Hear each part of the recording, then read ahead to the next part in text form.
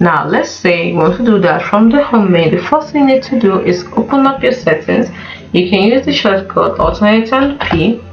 So once you've opened up your settings, next thing you need to do is scroll all the way down to privacy and security, then click on site settings, scroll all the way down to additional permissions, click on the arrow to open up the additional permissions, and you'll see shared tabs.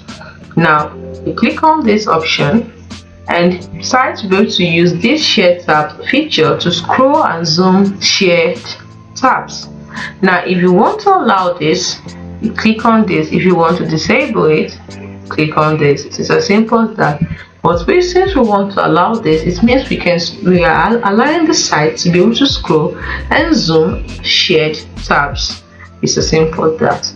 Hope you found this video helpful. Do not forget to like and subscribe to the channel for more.